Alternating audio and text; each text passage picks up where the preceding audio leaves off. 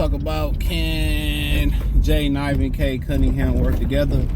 Went through the comment section and we had a lot of people talking about crazy to trade Ivey. I didn't say I would trade Ivey. I said I had the feeling that they might trade Ivey. And there's a couple people saying, well, Bickerstaff said this and that. Remember, the Clippers told Blake Griffin that he was going to be a Clipper for life.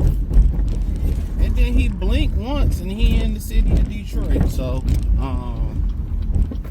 that's something to think about for a minute. So just because somebody played a role and somebody tell you something, that don't mean that's their intentions.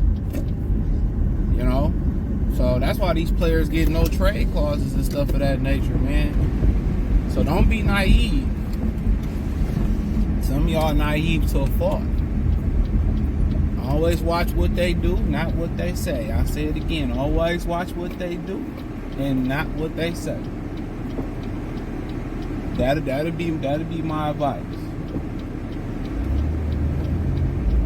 You know, but you know, in theory, like I said on the live, in theory, absolutely it can work. You know, you got a faster guard. Somebody in the comments talking about, well, size. What the size got to do with it?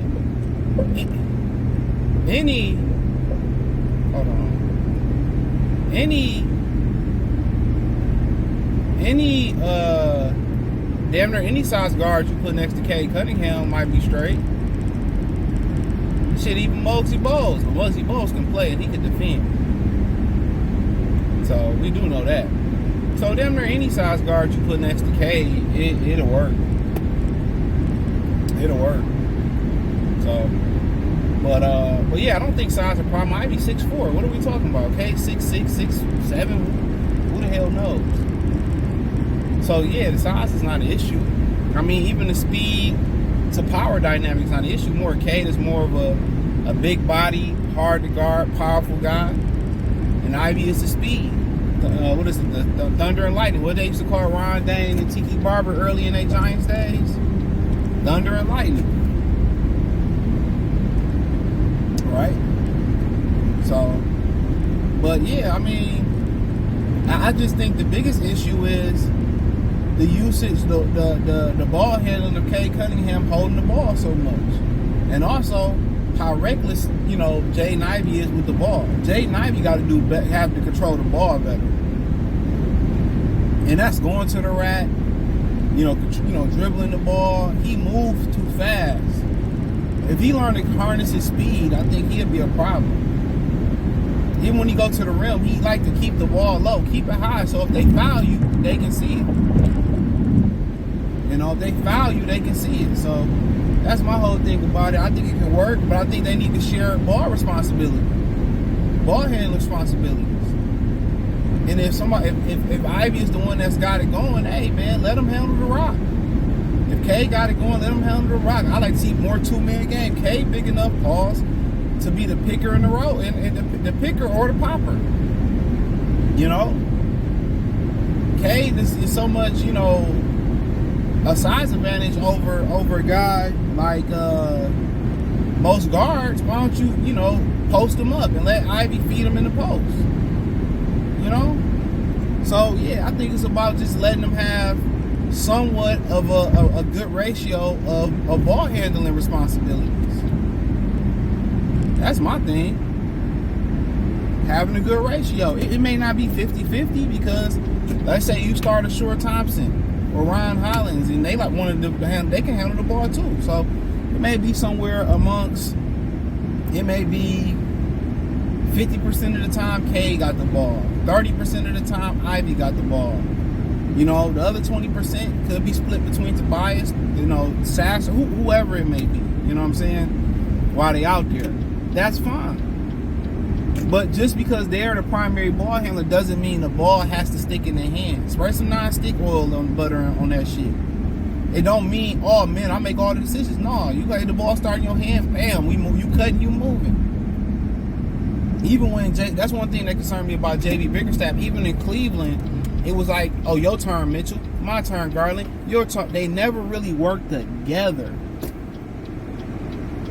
That's the problem with the NBA. They have a problem getting these guys to work together. Even Tatum and Brown. It's your turn, Tatum. Your turn, Brown.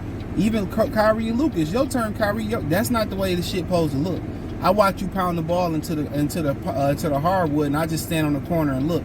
Absolutely not. That ball shouldn't be sticking the majority of the time in one person's hand when you come down the floor. You ain't gonna be successful like that. But the more you move it, the more guys get cut, the more the cutter or the open guy get fed, the better the offense. Now, is there a day or time where, guess what, we need a bucket, you ninjas cold, we need Luka to go get a bucket of Kyrie? Absolutely. That's supposed to be sprinkled in the offense. That's not supposed to be the base offense, like we come out in base 4-3 every time on Madden, or we come out in big nickel on Madden all the time. Absolutely not. Isolation basketball is a part of it's a small part, but it should be a major part in key situations. That's what made the Pistons so good. Believe it or not, that's what made the Pistons so good. The 04 Pistons, Rip coming off a screen, Ben off the pick and roll, Rasheed off the pick and pop. Oh, you could post up Sheed. We could post up Tayshaun.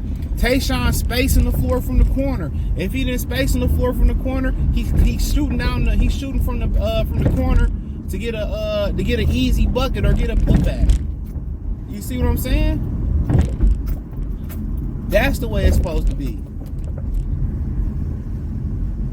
The more motion you got in your offense, the better it is. And then this team is so young, they should be flying up and down the court.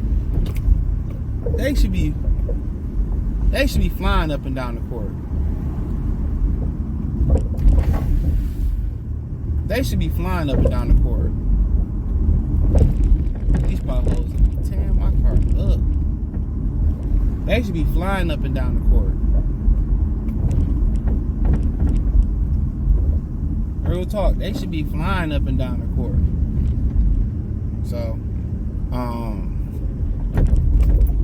but like I said before, it can work, but the majority thing is it got to be some type of equality as far as ball handling responsibility. And that's what I'm saying. It has to be some. You have to let Ivey, control the ball at some point. And that's become a major problem. The ball just sticking in one person's hand. So, but hey, it's each his own.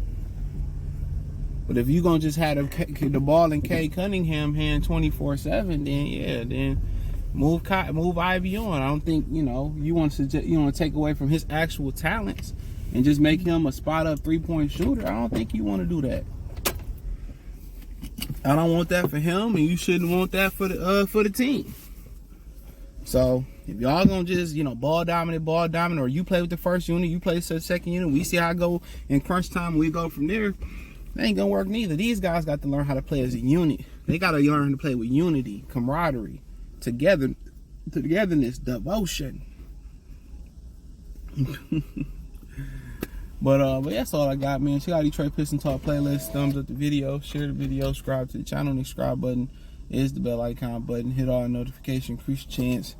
Get notifications. We go live or drop video. Financially, want to support the channel. Cash App, $CJ Good 313. Venmo, CJ Good 313. PayPal link in description. Appreciate the love and support. Peace.